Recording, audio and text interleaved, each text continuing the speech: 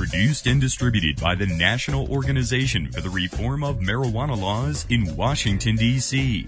This is your daily audio stash, the growing truth about cannabis.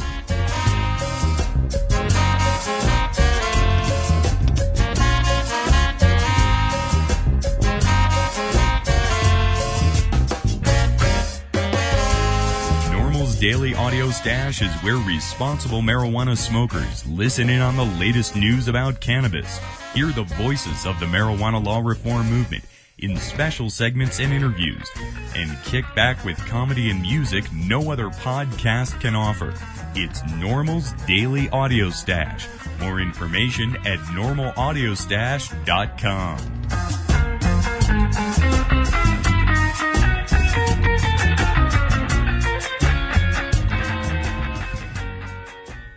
76% of Americans no longer support arresting and jailing marijuana smokers, and nearly as many support the medical patients having access to medical marijuana. And over 80% of our citizens now believe the war on drugs is an ineffective failure. So the question is, when will the government's misguided war on adult marijuana smokers finally end? When? Simple. When you and your like-minded friends, family, and coworkers get involved with an organization such as the National Organization for the Reform of Marijuana Laws, also known as NORML. My name is Keith Stropp, and I founded the organization in 1970. Contact us at NORML, toll-free, 888-67-NORML, or by visiting the organization's up-to-date webpage at www.norml.org. Welcome back to the Audio Stash today. I'm your host, Chris Goldstein. Take a moment to join us at NORML to end marijuana prohibition in America. Just visit NORML.org. First up today, we have an important interview with John Getman, the author of the new report, Marijuana Production in the United States, 2006. Also today, we've got some kickin' holiday music found up at podshow.com and the Independent Online Distribution Alliance. It's been a few days since we've had some music here on the Audio Stash, but have no fear. We got some great tunes for you here on the Stash to get you through the holiday season.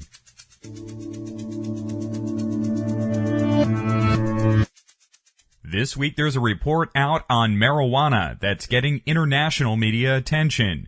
The report states that marijuana is the biggest cash crop in the United States, topping out all the other traditional agricultural products and highlighting the incredible demand for marijuana here in America. Joining us today is the author of that report, John Getman. The report is Marijuana Production in the United States 2006. We have links to read the full report at normalaudiostash.com. John, welcome to the Audio Stash today. Glad to be with you. John, this report highlighting marijuana as the biggest U.S. cash crop is getting a lot of attention around the world. First, tell us how you came to this conclusion and what data you used to get there. Well, it's actually based on U.S. government reports that estimate that American marijuana farmers produce 22 million pounds of marijuana annually. That's 10,000 metric tons. And that estimate has been circulating in government reports now for a couple of years. And what's significant about it is that in 1981, they estimated that we only produced 1,000 metric tons, that is 2.2 million pounds. And now, after 25 years of an incredible eradication program that's been very ambitious, that has pulled out of the ground over 103 million cultivated plants over 25 years, after all this effort, the market has grown tenfold. So it's not, it's a remarkable accomplishment for American marijuana farmers, and it's quite an indictment about the federal program. John, this report goes state by state, so who's producing the most and who is producing the least marijuana out there? The states with the most marijuana production are, the top 10 are California, Tennessee, Kentucky, Hawaii, Washington, North Carolina, Florida, Alabama, West Virginia, and Oregon. The least producing states are actually some of the smaller states and some of the more northern states where there's less activity, and I actually don't have a list handy of those states. But basically marijuana has spread from California and Hawaii in 1979 to just about every state in the country right now. You also make a distinction between indoor and outdoor marijuana cultivation. Why is that distinction important? Well, for one thing, it indicates the just how much marijuana cultivation has spread throughout the country, even to the point where there's a sizable quantity grown indoors. Also, the Drug Enforcement Administration, when they report on how many plants they seize every year, they provide information on the indoor cultivation seizures as well. And that's really quite a growing area, actually no pun intended, of the marijuana crop. And the continuing increase in the size of and the extent of indoor marijuana cultivation, it just underscores how impossible it is to get this market under control using law enforcement techniques. I mean, the fact is, they can fly around the country all they want and try to get, better and better and more eagle-eyed personnel to spot marijuana plants outside, but there's not as much they can do to find this marijuana that's being grown inside. In fact, the top 10 indoor producing states are California, Washington, Florida, Oregon, Texas, Alaska, Indiana, Michigan, Kentucky, and Ohio. I tell you, it's really interesting to see Florida on that list, because you'd think that Florida, being one of our southernmost states, would have a large outdoor crop, and it certainly has a significant outdoor crop, but even with the great weather they have outside, there's this incredible amount of marijuana cultivation indoors. It used to be we had all kinds of harvest festivals around the country in the fall, but not so much anymore because marijuana is being harvested year-round now. Absolutely. In fact, even outdoors in Hawaii, they have 3 crops a year. But the indoor phenomena is also a great reflection of the ongoing demand for marijuana. And in fact, one of the questions I've been asked frequently in many interviews about this report is, what's responsible for this growth in marijuana cultivation in the U.S.? And the answer is simple economics. It may not be as simple for me to say, but simple economics, supply and demand. And we've gone from bringing in most of our marijuana from other countries to growing as much as we can, growing it here in the U.S. Something else you talk about in the report, John, when you discuss California, is that the state produces more marijuana there than the pot smokers can consume. That's taken the number of 3.3 million cannabis consumers in California. John, how do we know that number? How do we count how many pot smokers are in America? Well, the federal government goes around asking people, and surprisingly, people tend to tell the truth in many surveys. There's an annual survey done in the United States called the National Survey on Drug Use and Health, and it's been asking people about drug use and related issues now for a good 20-25 years. They used to do it every 3 or 4 years, and then they started doing it every year as drug policy got to be a more important policy issue in this country. And there's little things one can quibble about this survey, and certainly one has to note that there will be people who are reluctant to talk about illegal activity and report it to the government. But nonetheless, it's a confidential survey, and it's really the only numbers we have, and it's the best numbers we have on marijuana and other drug use in the country. And it indicates that there's 25 million people who use marijuana annually. Oh, and by the way, they improved the survey instruments, that is the techniques, the policies, the questionnaire they give people. They improved this in 2002 and discovered another 5 million annual marijuana smokers they didn't know about the year before, mainly because people weren't completing the entire survey, and they started paying people to complete the whole survey. It's a big, big survey.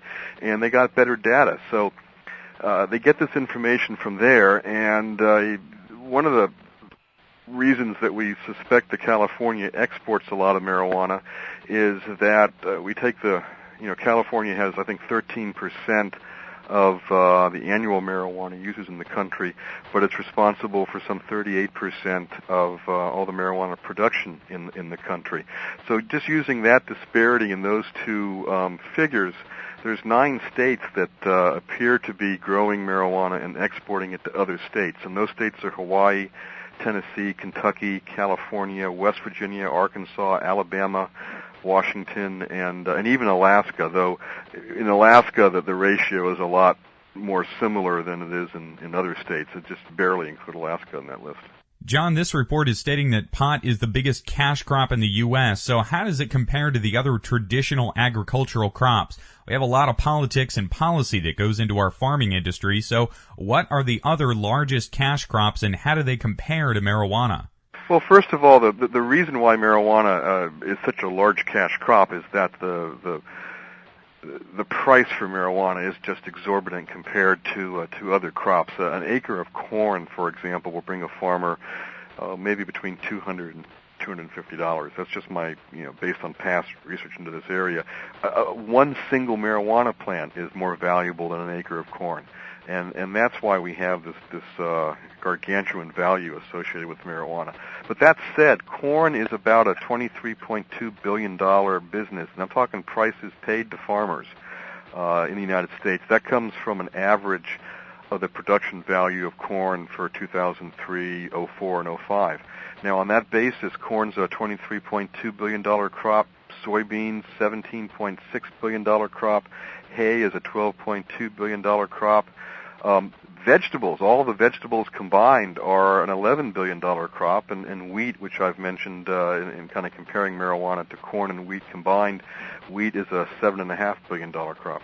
John, as you point out in the report, the purpose of the Federal Controlled Substances Act is to control the production and distribution of a given substance. Have we done anything to control marijuana production in America in the last 25, 30 years? No, we haven't. It's a totally free market. One of the papers by academics that was published around the time the Controlled Substances Act was passed, it pointed out that you could ban and control a substance like cyclamates, which was a concern about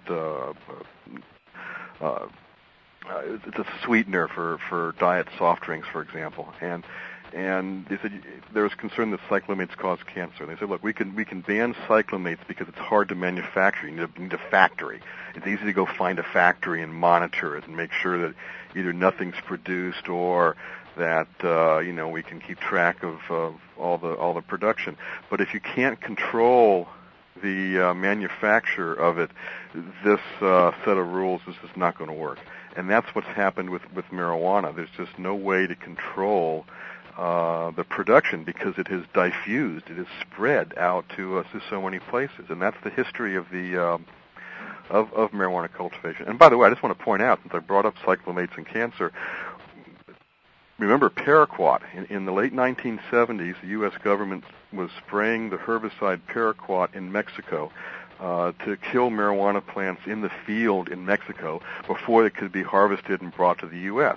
But what happened was some of the Mexican growers harvested their plants immediately when they'd been sprayed and brought them to market, and American marijuana consumers were very concerned that they were buying marijuana that was poisoned with this herbicide, and that poison would cause very severe damage to their lungs. And that's one of the things that started the American marijuana, the trend of growing marijuana in America. Also, too, John, when we talk about comparing pot to other cash crops, you mentioned the exorbitant price, especially for good marijuana. But if we did drop the price through legalization, would local governments and the federal government see a significant tax revenue? Absolutely. There's a point where you tax a commodity too much and then you create another black market. I mean, let's just assume that we get rid of the black market in marijuana by making it a legal substance. There's a point where the government brings the price up so high through taxes that it kind of creates it creates a new black market. But absent that phenomena, the fact is, people who use marijuana have shown that they value it and they will pay $200 to $300 an ounce. One would hope that the cost of marijuana in a legal market would drop considerably. But, by the way, this $35.8 billion figure I quote, that's price to farmers. And that's only the price to farmers for domestically grown marijuana. We import anywhere from 5,000 to 10,000 metric tons of marijuana from other countries. And then when you consider the cost of what someone pays at the retail end of this, we're talking about a market that is 50, 70, 90, maybe $100 billion. there's a way that can be collapsed down and still pull $5-10 billion in tax revenue out of that. Now, I'm just giving that as a very general figure, but the fact that people are willing to pay what they pay nowadays for marijuana, they place that kind of value on it, indicates there's a lot of room for state and federal excise taxes, and there's a lot of opportunities there for states to pay for things like education and transportation that they're struggling to find funds for now. And frankly, the federal government has a much bigger burden on national security issues and even something simple. You'd think it'd be simple. That they're talking right now this very week about increasing the size of the Army and the Marine Corps. And however one feels about the use of our military overseas, a larger military in many respects creates a greater deterrent and creates an environment where they don't really have to use the force. But to add 10,000 soldiers to the Army is going to cost $1.2 billion a year. That money's got to come from someplace, and so the idea of taxing marijuana creates a brand new funding source for a lot of programs at both the state and the federal level. And John, to sum up here, how do we take this data and turn it into policy so that we can begin to see a tax benefit from marijuana in the U.S.? Well, the first thing to realize is that the burden of proof here is not upon us to justify legalization. The burden of proof is on the government and law enforcement to justify continued funding for the same old programs and policies that have obviously failed. By the government's own admission, totally independent of my analysis and anyone else's, by their own admission, the marijuana market in this country has grown tenfold in 25 years. There's no way you call that a successful program. The name of the program is an eradication suppression program. Suppression means abolish by force. The goal of this program is to eliminate marijuana cultivation. In fact, trends have gone in the complete opposite direction. In the 1990s, and this is covered in another report that NORML published on arrests that I did for them a couple of years ago, marijuana arrests doubled in the 1990s with no appreciable impact on marijuana use. So the fact is, the marijuana phenomena is completely uncontrolled and unregulated, and is not doing anything to meet its own objectives, which is controlling marijuana use, and I think the most important objective that I think every American agrees on and actually has some support for is to eliminate, or more realistically, reduce access for teenagers to marijuana. And this report, I think, crystallizes the issue that we're not making any progress. We have no control over this market. And I'll tell you what that means when it comes to teenage marijuana use. I don't think a lot of teenagers are out there growing marijuana. I don't think they're growing the kind of marijuana that is causing these types of growth in the market. But teenagers are selling marijuana, and one of the stats that was published in the NORML arrest report, there's a nice table in there about this. There are over 1 million teenagers who sell marijuana to their friends and acquaintances at school, and this is one of the things that distinguishes marijuana use by teenagers from alcohol and tobacco.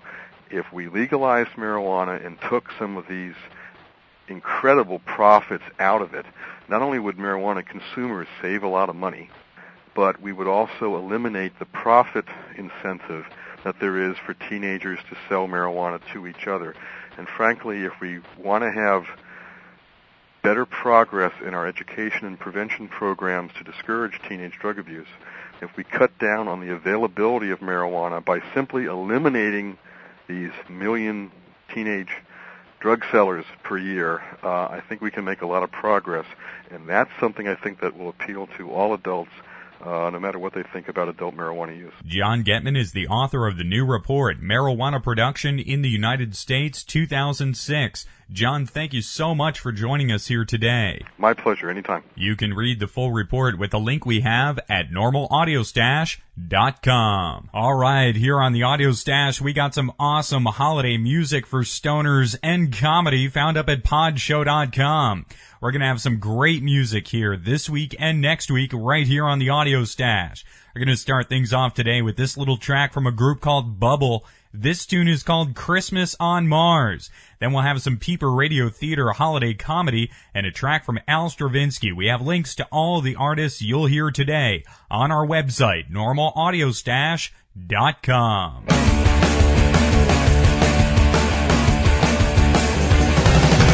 Living on this starship is a constant holiday. Let's go have some fun this year, go somewhere new to play.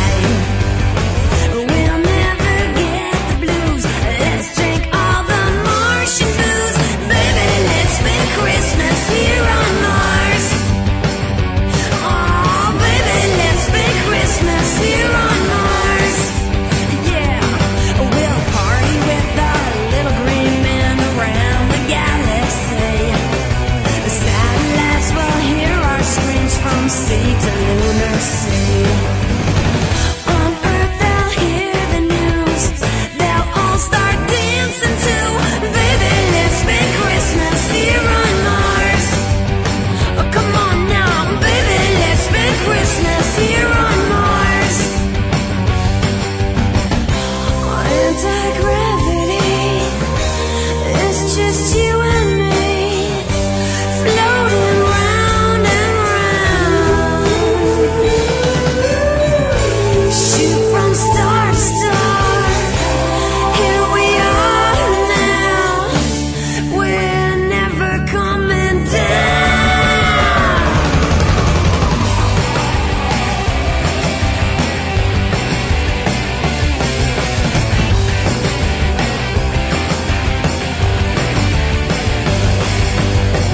We'll never get the blues, let's drink all the Martian booze. Baby, let's spend Christmas here on Mars. Oh, baby, let's spend Christmas here on Mars. Oh, come on, baby. Oh, baby, let's spend Christmas here. Baby, let's spend Christmas here. Baby, let's spend Christmas here on Mars. Oh, yeah, yeah, yeah, yeah, yeah, yeah, yeah, yeah. That was the group Bubble with Christmas on Mars. Now it's time for some comedy here on Normal's Daily Audio Stash. Some holiday comedy, actually, from Peeper Radio Theater. Hello, Herr Braithwaite here. What for to share with you, in musical format, are the wonderful gifts I've received this year. To that endings, I present the 12 Days of Xmas. Already in progress. On the 12th days of Christmas, my true love sent to me 12 drummers drumming, ow in my head! 11 pipers piping, Oh, my ears! 10 loves are leaping, Oh, they are leapings on me! 9 ladies dancing, Say, would any of you ladies like a date with a German?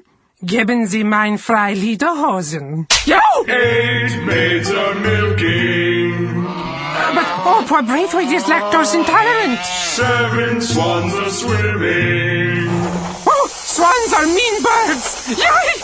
6 geese are laying, Cholesterol. 5 golden rings. No! Oh! Those were very large rings. Some skunks are spraying. What? I don't remember this one. Mein Gott in den Himmel! That stinks! 4 calling birds. Hello? Birds, get off my phone! I have very few minutes in my plan. 3 French hens.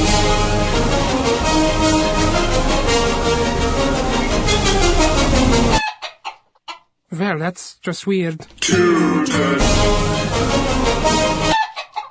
Oh dear. 2 turtle doves. What's with all the birds? Who do my friends think I am? Some sort of bird-loving type man person? And a partridge in a pear tree. Oh, glad that's over. Now, what am I going to do with all these birds? Ah! Oh, they're going for my eyes! Oh, what a terrible Xmas for Braithwaite! Oh, I just wanted world peace!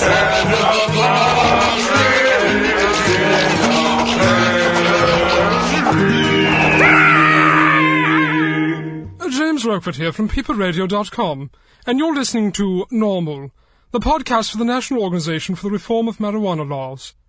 Oh, I didn't know they needed reforming. It's illegal, you say? I'll be right back.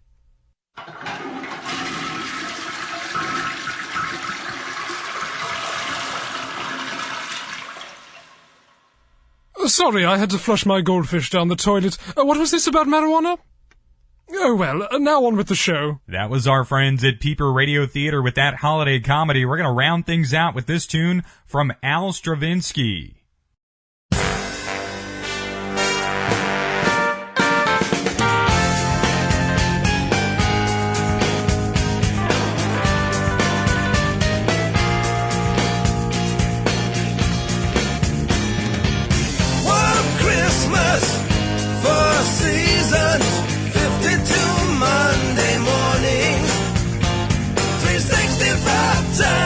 Turned out the light, said good night to no one.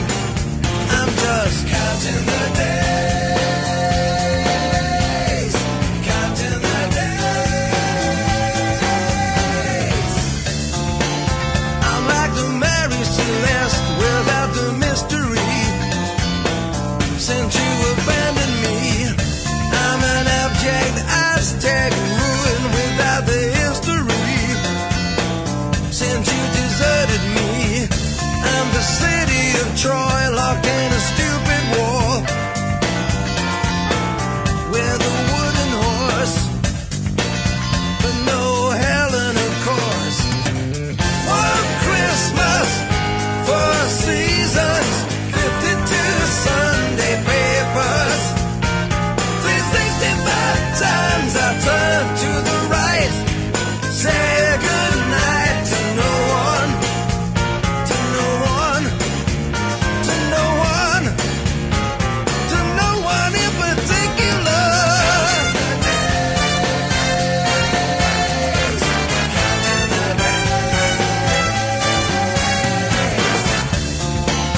I read that we've got a save for an ozone layer, and I'm supposed to care. So what? The world's getting hot. I love to live by the sea. Not sure where, but it'll come to me.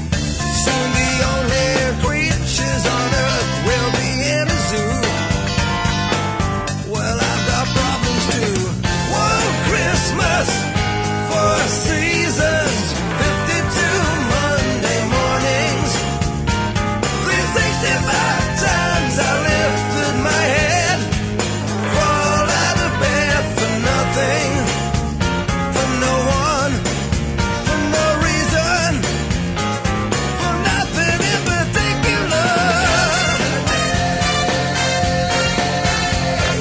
Counting the days.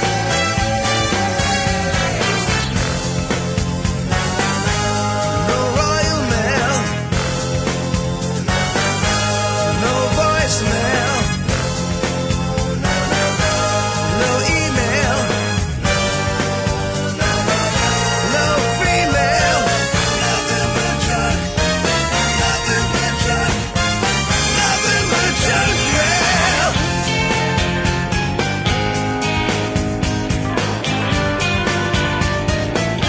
One Christmas, one Christmas, one Christmas, 4 seasons, 52 Monday mornings, 365 times I turned out the light, said good night to no one, to no one, to no one, to no one in particular. That was Al Stravinsky here on NORML's Daily Audio Stash. We also had Peeper Radio Theater, and we started off the music set with Bubble. We have links to all the artists we play at NORMLAudiostash.com.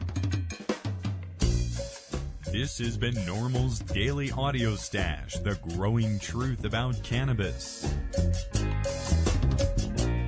Thanks to Podshow.com for all the great pod-safe music. We feature the band Carne Cruda as our theme. Make sure you visit our website at normalaudiostash.com. That's NORMLAUDIOSTASH.com for more information about every day's show. Thanks to Red Aphid Interactive Media for the podcasting technology. We're back at 4:20 tomorrow. If you listen to the Audio Stash, cast your vote at Podcast Alley or other podcast directory services. I'm your host, Chris Goldstein. Thanks for listening today. See you at 4:20 tomorrow.